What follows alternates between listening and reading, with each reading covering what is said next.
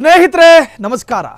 ರೇಣುಕಾಸ್ವಾಮಿ ಕೊಲೆ ಕೇಸ್ನಲ್ಲಿ ಜೈಲು ಸೇರಿರುವಂತಹ ದರ್ಶನ್ ಜೈಲು ಸೇರೋದಕ್ಕೆ ಕಾರಣ ಪವಿತ್ರ ಅಲ್ವಂತೆ, ಪಟ್ಟಣಗೆರೆ ಶೆಡ್ ಅಲ್ವಂತೆ, ರೇಣುಕಾಸ್ವಾಮಿಯ ಕೊಲೆಯೂ ಕಾರಣವಲ್ಲವಂತೆ. ಆದರೆ ಅದಕ್ಕೆ ಕಾರಣ ಒಬ್ಬ ರಾಜಕಾರಣಿ. ಹಾಗಾದ್ರೆ ಆ ರಾಜಕಾರಣಿ ಯಾರು? ದರ್ಶನ್ ಜೈಲು ಸೇರೋದಕ್ಕೆ ಕಾರಣವಾದ ರಾಜಕಾರಣಿ ಹಾಗಾದ್ರೆ ಅವರು ಯಾರು? ದರ್ಶನ್ ಜೈಲು ಸೇರಿದ್ದು ಆ ರಾಜಕಾರಣಿಯ ಕಾರಣದಿಂದ. ನಟ ದರ್ಶನ್ ಕೇಸಿಗೆ ಬಿಗ್ ಟ್ವಿಸ್ಟ್ ಸಿಗ್ತಾ ಇದೆ. ಇದು ಹೇಳ್ತಾ ಇರೋದು ನಾವಲ್ಲ, ರೇಣುಕಾಸ್ವಾಮಿ ಕೊಲೆ ಪ್ರಕರಣದ 2ನೇ ಆರೋಪಿ ದರ್ಶನ್ ಸೇರಿ ಒಟ್ಟು 7 ಜನರ ಬೇಲ್ ರದ್ದು ಮಾಡಿದ್ದು ಘನ ನ್ಯಾಯಾಲಯ, ಅರ್ಥಾತ್ ಗೌರವಾನ್ವಿತ ಸುಪ್ರೀಂ ಕೋರ್ಟ್ ಪೀಠ. ದರ್ಶನ್ ಜೈಲಿಗೆ ಹೋಗಲು ರಾಜಕಾರಣಿಗಳ ಕೈವಾಡ ಇದೆ ಎಂಬ ಆರೋಪ. ದರ್ಶನ್ ಜೈಲಿಗೆ ಹೋಗಲು ಆ ಪ್ರಭಾವಿ ರಾಜಕಾರಣಿಯ ಕೈವಾಡ ಇದೆಯಂತೆ. ಹಿಂಗಂತ ಹೇಳಿದ್ದು ನಾವಲ್ಲ, ಲಾಯರ್ ಜಗ್ಗಿ, ಬಿಗ್ ಬಾಸ್ನ ಮಾಜಿ ಸ್ಪರ್ಧಿ. ಹೌದು, ಲಾಯರ್ ಜಗ್ಗಿ ಹೀಗಂತ ಹೊಸ ಬಾಂಬ್ ಅನ್ನು ಸಿಡಿಸಿದ್ದಾರೆ. ದರ್ಶನ್ ಕೇಸಿಗೂ ರಾಜಕಾರಣಿಗೂ ಏನಯ್ಯ ಸಂಬಂಧ? ರಾಮನಗರ ಮೂಲದ ಪ್ರಭಾವಿ ರಾಜಕಾರಣಿ ಕಾರಣವಂತೆ. ಹಾಗಾದ್ರೆ ಆ ರಾಮನಗರದ ಪ್ರಭಾವಿ ರಾಜಕಾರಣಿ ಯಾರು? ದರ್ಶನ್ಗೂ ಆ ಪ್ರಭಾವಿ ರಾಜಕಾರಣಿಗೂ ಇದ್ದ ನಂಟೇನು? ದರ್ಶನ್ ವಿಚಾರದಲ್ಲಿ ರಾಜಕಾರಣಿಗಳು ತಮ್ಮ ತೀಟೆ ತೀರಿಸಿಕೊಳ್ಳುತ್ತಿದ್ದಾರೆ ಹಿಂಗಂತ ನಾವು ಹೇಳ್ತಿಲ್ಲ, ಲಾಯರ್ ಜಗ್ಗಿ ಹೇಳ್ತಿದ್ದಾರೆ. ಲಾಯರ್ ಜಗ್ಗಿ ಆರೋಪದ ಹಿಂದೆ ಯಾರಿದ್ದಾರೆ? ಯಾಕೆ ಈ ತರಹದೊಂದು ಅಲಿಗೇಷನ್ ಮಾಡ್ತಿದ್ದಾರೆ? ದರ್ಶನ್ ಜೈಲು ಸೇರಿದ್ದು ಆ ರಾಜಕಾರಣಿ ಕಾರಣವಂತೆ. ನಟ ದರ್ಶನ್ ಬಿಗ್ ಕೇಸಿಗೆ ಬಿಗ್ ಟ್ವಿಸ್ಟ್ ಸಿಗ್ತಾ ಇದೆ.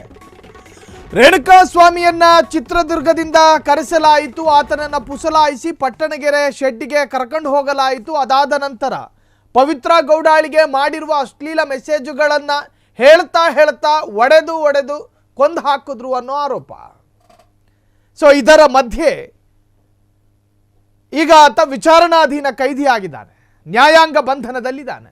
ಈ ಹಿಂದೆಯೂ 6-7 ತಿಂಗಳು ಜೈಲು ಸೇರ್ಕೊಂಡಿದ್ದ ಪುಣ್ಯಾತ್ಮ ಈಗ ಮತ್ತೆ ಆತನ ಮೇಲಿದ್ದ ಬೇಲನ್ನು ರದ್ದು ಮಾಡಿ ಗೌರವಾನ್ವಿತ ಪೀಠ ಆತನನ್ನು ಮತ್ತೆ ಪರಪ್ಪನ ಅಗ್ರಹಾರಕ್ಕೆ ಕಳಿಸ್ಕೊಟ್ಟಿದೆ. ಇನ್ನು ಅಲ್ಲೇ ಇಟ್ಕೊಳ್ಳೋದ ಅಥವಾ ಬಳ್ಳಾರಿ ಜೈಲಿಗೆ ಕಳಿಸ್ಕೊಡೋದ ಅಂತ ಹೇಳಿ ಅಲ್ಲಿನ ಜೈಲಾಧಿಕಾರಿಗಳು ಮತ್ತು ಜೈಲಿನ ಅಧೀಕ್ಷಕರ ನಡುವೆ ಚರ್ಚೆಗಳಾಗ್ತಾ ಇದೆ. ದಯಾನಂದ್ ಯಾವ ತೀರ್ಮಾನಕ್ಕೆ ಬರ್ತಾರೆ ಅನ್ನೋದೇ ಅತ್ಯಂತ ಕುತೂಹಲ. ಇನ್ನೂ ಕೂಡ ಆತನ ಜೈಲು ಶಿಫ್ಟ್ ಆಗಿಲ್ಲ, ಪರಪ್ಪನ ಅಗ್ರಹಾರದ ಅದೇ ಬ್ಯಾರಕ್ನಲ್ಲಿದ್ದಾರೆ. ಸೊ ಈ ಚರ್ಚೆಗಳು ಮುನ್ನೆಲೆಯಲ್ಲಿರುವಂತಹ ಸಂದರ್ಭದಲ್ಲೇ ಲಾಯರ್ ಜಗ್ಗಿ ಹೊಸ ಒಂದು ಬಾಂಬನ್ನು ಸಿಡಿಸಿದ್ದಾರೆ. ಅದೇನಪ್ಪ ಬಾಂಬ್ ಅಂದರೆ, ರೇಣುಕಾಸ್ವಾಮಿ ಕೊಲೆ ಕೇಸ್ನಲ್ಲಿ ಜೈಲು ಸೇರಿರುವಂತಹ ದರ್ಶನ್ ಜೈಲು ಸೇರೋದಕ್ಕೆ ಒಬ್ಬ ಪ್ರಭಾವಿ ರಾಜಕಾರಣಿ ಕಾರಣ ಅನ್ನೋದು ಲಾಯರ್ ಜಗ್ಗಿ ಅವರ ಅಭಿಪ್ರಾಯ. ಈ ಬಗ್ಗೆ ಮಾತನಾಡೋದಕ್ಕೆ ಸ್ವತಃ ಲಾಯರ್ ಜಗದೀಶ್ ಈಗ ಫೋನ್ ಸಂಪರ್ಕದಲ್ಲಿದ್ದಾರೆ. ಸರ್ ನಮಸ್ಕಾರ. ಸರ್ ನಮಸ್ಕಾರ. ಸರ್, ದರ್ಶನ್ ಪ್ರಕರಣ ಹೈ ಪ್ರೊಫೈಲ್ ಪ್ರಕರಣ. ಆ ಪ್ರಕರಣದಲ್ಲಿ ವಾದ ಮಾಡಿದ SPP ಪ್ರಸನ್ನ ಕುಮಾರ್ ಸೇರಿ ಸಾಕಷ್ಟು ವಕೀಲರ ಪರಿಶ್ರಮ ಜೊತೆಗೆ ಪೊಲೀಸರು ಚಾರ್ಜ್ ಶೀಟ್ ಸಲ್ಲಿಕೆ ಮಾಡಿದ್ರು. ಅದು ಕೂಡ ಅತ್ಯಂತ ದೊಡ್ಡ ಪ್ರಮಾಣದ ಚಾರ್ಜ್ ಶೀಟ್ ಆಗಿತ್ತು. ಈ ಎಲ್ಲ ಪರಿಶ್ರಮದ ಜೊತೆಗೆ ಒಬ್ಬ ಪ್ರಭಾವಿ ರಾಜಕಾರಣಿಯ ಹೆಸರು ತಾವು ಹೇಳ್ತೀರಿ ಅನ್ನುವುದಾದ್ರೆ ನಿಜಕ್ಕೂ ಕೂಡ ಆಗಿದ್ದೇನು ಸರ್? ಇಲ್ಲ ಈಗ ನೋಡಿ, 2 ಲಕ್ಷ ಅತ್ಯಾಚಾರದ ಕೇಸು ಇದೆ, ಕೊಲೆ ಕೇಸುಗಳಿದೆ, ಹೈ ಪ್ರೊಫೈಲ್ ಕೇಸಸ್ ಇದೆ. ಅದೆಲ್ಲದನ್ನು ಬಿಟ್ಟು ಇದಕ್ಕೆ ತುಂಬಾ ಇಂಪಾರ್ಟೆನ್ಸ್ ಸಿಕ್ಕಿದೆ ಅಂತ ನನ್ಗನ್ಸುತ್ತೆ. It's not only about Darshan case, high profile case ಅಂತ. ಇನ್ಫ್ಯಾಕ್ಟ್ ಪ್ರಜ್ವಲ್ ರೇವಣ್ಣ ಅವ್ರ ಕೇಸು ಅಷ್ಟೇನೆ, ಅತ್ಯಾಚಾರದ case. If I am not wrong 9 ತಿಂಗಳಲ್ಲಿ ಕನ್ವಿಕ್ಷನ್ ಆಗಿದೆ. ಸೊ ನನ್ನ ಪ್ರಶ್ನೆ ಏನಪ್ಪಾ ಅಂತಂದ್ರೆ, ಇದೇ ರೀತಿ ಫಾಸ್ಟ್ ಟ್ರ್ಯಾಕ್ ಕೋರ್ಟ್ಗಳನ್ನ ಮಿಕ್ಕ 1-1.5 ಲಕ್ಷ ರೇಪ್ ಕೇಸಸ್ ಪೆಂಡಿಂಗ್ ಇದೆಲ್ಲ ಅವುಗಳಿಗೂ ಮಾಡ್ಬೋದಲ್ಲ ಸರ್ಕಾರ ಅನ್ನೋದು ಒಂದು ಚಿಂತೆ ನಮ್ದೊಂದು. ಸೊ ಈ ಯಾವ ಕೇಸ್ ಪ್ರಜ್ವಲ್ ಕೇಸ್ಗೆ ಇಂಪಾರ್ಟೆನ್ಸ್ ಕೊಟ್ರೋ ಅದೇ ರೀತಿ ಬೇರೆ ಕೇಸ್ಗಳಿಗೂ ಇಂಪಾರ್ಟೆನ್ಸ್ ಕೊಡ್ಬೋದಿತ್ತಲ್ವಾ? ಅಥವಾ ಕೊಟ್ಟಿಲ್ಲ ಅಂದ್ರೆ ಪ್ರಜ್ವಲ್ ಕೇಸ್ಗೆ ಇಂಪಾರ್ಟೆನ್ಸ್ ಕೊಟ್ಟಿದ್ದಾರೆ ಅಂತಂದ್ರೆ ನಾವು ಜಡ್ಜ್ಮೆಂಟ್ ಬಗ್ಗೆ ಏನು ಕಮೆಂಟ್ ಮಾಡಕ್ ಹೋಗಲ್ಲ.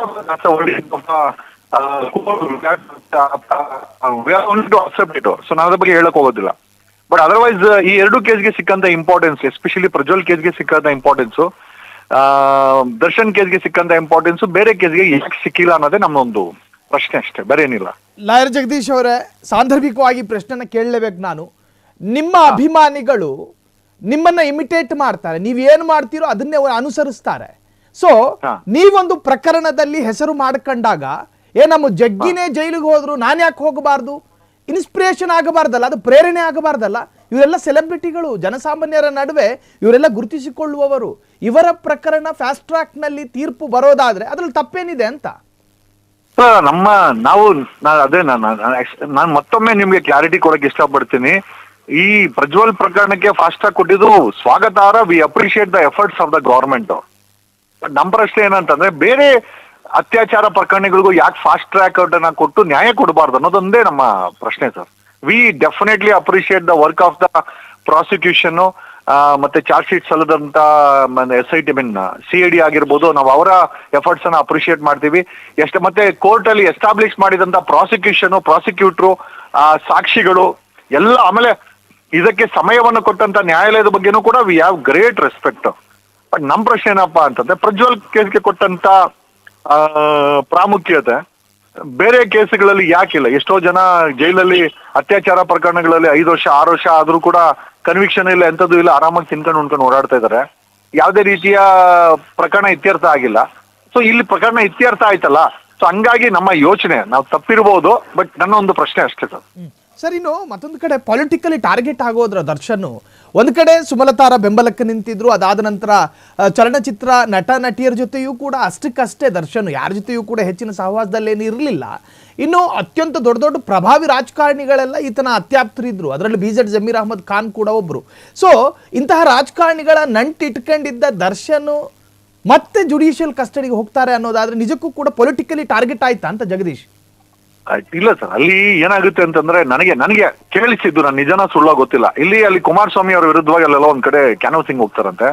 ಅಲ್ಲಿ ಮುನ್ರತ್ನ ಅವರು ಕೂಡ ಅಲ್ಲಿ ಹೋಗ್ಬೇಡ, ಕುಮಾರಣ್ಣ ಇದಾರಂತ ಹೇಳ್ತಾರಂತೆ. ದಿಸ್ ಇಸ್ ವಾಟ್ ನೀವು ಪೊಲಿಟಿಕ್ಸ್ ಅಂದಿದ್ದಕ್ಕೆ ನಾನು ಈ ಪ್ರಶ್ನೆ ಹೇಳ್ತಾ ಇದ್ದೀನಿ. And I think it's not only with Darshan. ನನ್ನ ಅಡ್ವೈಸ್ ಏನು ಅಂತಂದ್ರೆ, ಆದಷ್ಟು ರಾಜಕಾರಣಿಗಳಿಂದ ಸ್ವಲ್ಪ ದೂರ ಇದ್ರೆ ಒಳ್ಳೇದು. ಪಾಪ ಎಂಟರ್ಟೈನ್ಮೆಂಟ್ ಮಾಡುವಂತ ನಟರುಗಳು ಈ ತರ ಟಾರ್ಗೆಟ್ ಆಗ್ಬಾರ್ದು ಅಂತ. ಆಮೇಲೆ ದರ್ಶನ್ ತಪ್ಪು ಮಾಡಿದ್ರೆ ಅವ್ರ ಶಿಕ್ಷೆ ಆಗಲಿ, ನಾವು ಅದ್ರಲ್ಲಿ ಎರಡನೇ ಮಾತೇ ಇಲ್ಲ. But when it come to the way things are taking a turn, ಅಂದ್ರೆ ಹೈಕೋರ್ಟ್ ಕೊಟ್ಟಂತ, ಹೈಕೋರ್ಟೇ ಬೇಲ್ ಕೊಡ್ತು, ಸುಪ್ರೀಂ ಕೋರ್ಟ್ ಬೇಲ್ ಕ್ಯಾನ್ಸಲ್ ಮಾಡ್ತು. So our only wonders is what is happening ಅಂತ, ಏನಾಗ್ತಾ ಇದೆ ಅನ್ನೋದೇ ಒಂದು ವಂಡರು. ಆಮೇಲೆ ನೀವ್ ಹೇಳಿದಾಗೆ ರಾಜಕೀಯವಾಗಿ target definitely is a target ನನಗಿರೋ ಮಾಹಿತಿ ಪ್ರಕಾರ. ಆಮೇಲೆ ನಾನು ಸುಪ್ರೀಂ ಕೋರ್ಟಿನ ಆದೇಶವನ್ನ ಸ್ವಾಗತ ಮಾಡಿ ಮಾತನ್ನ ಹೇಳ್ತಾ ಇದ್ದೀನಿ. And with all respect to the supreme court ಆದೇಶ, accepting it and honouring it, ನಾನು ಈ ವಿಚಾರ ಹೇಳ್ತಾ ಇದ್ದೀನಿ. ಮೋಸ್ಟ್ಲಿ ಕುಮಾರಸ್ವಾಮಿ ಅವರ ವಿರುದ್ಧ ಅಲ್ಲೋಗಿ ಕ್ಯಾನ್ವಾಸ್ ಮಾಡಿದಾಗ ಮುನ್ರತ್ನ ಹೇಳಿದ್ರಂತೆ, ಹೋಗ್ಬೇಡ ಅಂತ ಹೇಳಿದ್ರಂತೆ. ಆಮೇಲೆ ಐ ಥಿಂಕ್ ಒಂದು ಲೆಕ್ಕದಲ್ಲಿ ಸ್ವಂತ ಬುದ್ಧಿ ಇಲ್ಲ ದರ್ಶನ್ಗೆ ಅಂತ ನನ್ಗನ್ಸುತ್ತೆ. ಒಂದ್ ಕಡೆ ಪವಿತ್ರ ಮಾತು, ಯಾವ್ದೋ ಕಿತ್ತೋಗಿರೋ ಮೆಸೇಜ್ಗೆ ಇಷ್ಟು ದೊಡ್ಡ ರಿಸ್ಕ್ ತಗೊಂಡಂತ ಅವಶ್ಯಕತೆ ಇತ್ತ ದರ್ಶನ್? ಅವಶ್ಯಕತೆ ಇರ್ಲಿಲ್ಲ. ಒಂದ್ ಕಡೆ ಪವಿತ್ರ ಗೌಡ, ಇನ್ನೊಂದ್ ಕಡೆ ಅಲ್ಲ, ಇವತ್ತು ಅವರು ಜೈಲಲ್ಲಿ ಲ್ಯಾಂಡ್ ಅಪ್ ಆಗಿದ್ದಾರೆ. ಒಂದ್ ಕಡೆ ಪವಿತ್ರ ಗೌಡ ಅವ್ರ ಕಾರಣ, ಯಾವ್ದೋ ಕಿತ್ತೋಗಿರೋ ಮೆಸೇಜ್ಗೆ ಇಷ್ಟು ದೊಡ್ಡ ಅನಾಹುತ ಅಮ್ಮ ಮಾಡ್ಬೇಕಾಗಿತ್ತ? ಈ ತರ ಬೆಳೆದಿರೋಂತ ನಟನಿಗೆ, is grown from zero to grass root level, ಆ ಮಟ್ಟಿಗೆ ಬೆಳೆದಿರೋ ವ್ಯಕ್ತಿನ ಒಂದೇ ಸಮಯದಲ್ಲಿ ಒಂದು ಆಸಿಡ್ ಹಾಕಿ ಸುಟ್ಟಾಕದಂತ ವ್ಯಕ್ತಿ ಪವಿತ್ರ ಗೌಡ.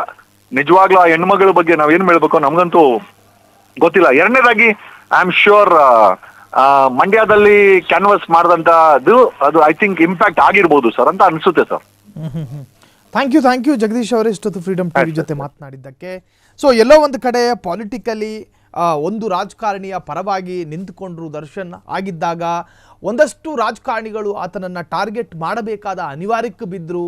ಜೊತೆಗೆ ರಾಜಕಾರಣಿಗಳ ನಂಟಿದ್ದಂತಹ ಒಬ್ಬ ದರ್ಶನ್ಗೆ ಜೈಲು ಶಿಕ್ಷೆ ಆಗುತ್ತೆ ಅಥವಾ ನ್ಯಾಯಾಂಗ ಬಂಧನಕ್ಕೆ ಮತ್ತೊಮ್ಮೆ ಒಳಗಾಗ್ತಾರೆ ಅನ್ನುವುದಾದರೆ ಅವರು ಪೊಲಿಟಿಕಲ್ ಟಾರ್ಗೆಟ್ಗೆ ಒಳಪಟ್ಟಿರಬಹುದು. ಇದು ಇಷ್ಟೊತ್ತು ಮಾತನಾಡಿದ್ದು ನಮ್ಮ ಜೊತೆ ಲಾಯರ್ ಜಗದೀಶ್ ಅವರ ಅಭಿಪ್ರಾಯ. ಅವರವರ ವರ್ಷನಿಗೆ ಅವರವರಿಗೆ ಸ್ವಾತಂತ್ರ್ಯ ಇದೆ. ಅವರ ಅಭಿಪ್ರಾಯವನ್ನು ಇಷ್ಟೊತ್ತು ಫ್ರೀಡಮ್ ಟಿವಿ ಜೊತೆ ಹಂಚಿಕೊಂಡ್ರು. ಕ್ಷಣ ಕ್ಷಣದ ಸುದ್ದಿಗಳಿಗಾಗಿ ಫ್ರೀಡಮ್ ಟಿವಿ ಸಬ್ಸ್ಕ್ರೈಬ್ ಮಾಡಿ, ಲೈಕ್ ಮಾಡಿ ಹಾಗೂ ಫಾಲೋ ಮಾಡಿ. ಹೊಸ ಸುದ್ದಿಗಳ ನೋಟಿಫಿಕೇಶನ್ಗಾಗಿ ಬೆಲ್ ಐಕಾನ್ ಮೇಲೆ ಕ್ಲಿಕ್ ಮಾಡಿ.